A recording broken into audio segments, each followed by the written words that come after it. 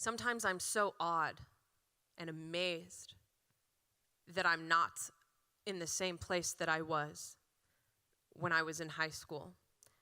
And sometimes I'm so sad for that self. I had an epiphany on my SoulCycle bike the other day.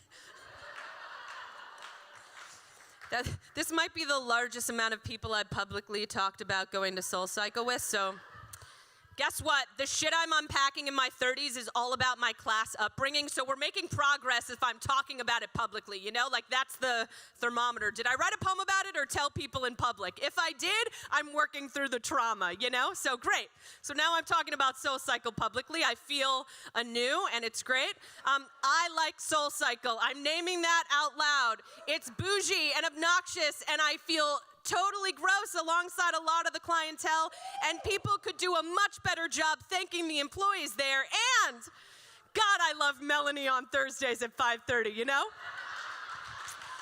So I had this epiphany.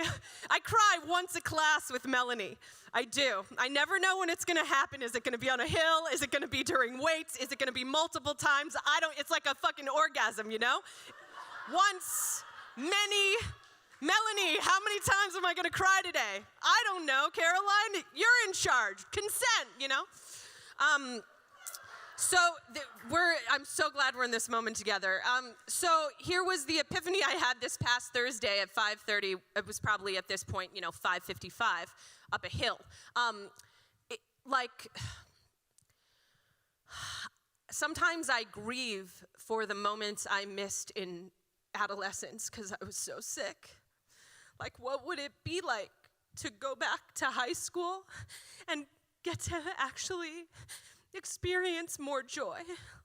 Like, what moment did I miss at house party when I was locking myself in a bathroom self-harming? Or like, what if I hadn't, had like 2 more Ice House beers and then like made it impossible to show up presently with the person that I just pined after, who was a straight edge at the time and then became an alcoholic himself, and I became straight edge, so we really missed each other in this lifetime. But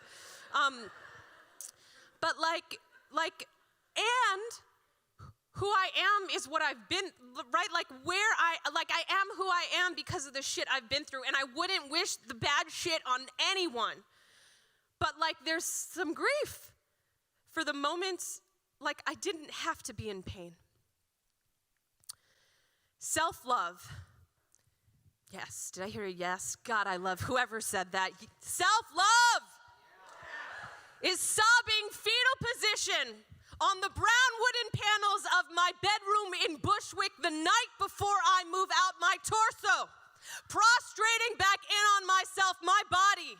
The only God in sight. Self-love is waking up at 5 a.m. at my mother's cousin's in New Jersey on the coldest day of winter and carrying 3 duffel bags, 6 boxes, 3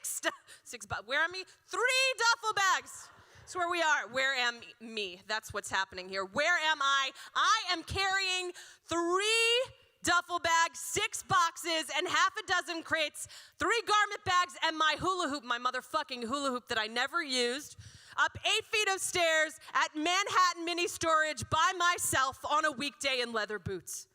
Self-love is the ocean, is folding my blue jeans on a rock, is placing my cell phone in a pocket, is soaking my bare soles into the sun-tucked sand and placing my arms in the air and putting my right foot on the inner flesh of my left thigh and saying, "Holy hallelujah. Look at what I've found." Self-love is moving to New Jersey and back to Manhattan and to Sarah's couch in Brooklyn after 3 landlords in Queens say no.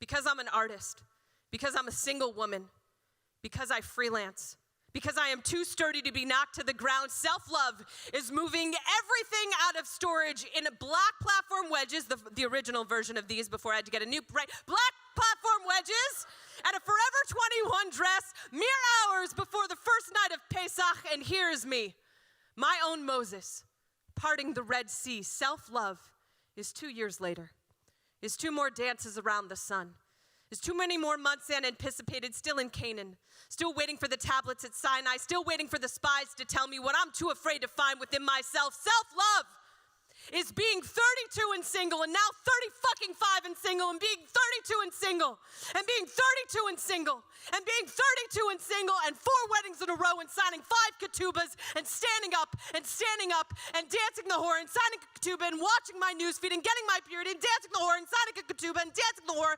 signing a ketuba, and watching my newsfeed, and watching my newsfeed, and watching my newsfeed, and watching my newsfeed, and still waking up alone. Self-love is tucking myself to sleep in the middle of my queen-size bed and still knowing I am strong. Is waking up in Harlem, is remembering Brooklyn, is prostrating in my torso, is prostrating in my womb, is knowing that possibility may in fact be one hell of a magnificent God, but oh, how that golden calf creates idols. How to that burning bush is but a metaphor, how the only way out of this Exodus desert dance is feeling whole, holy, on my own. Thank you.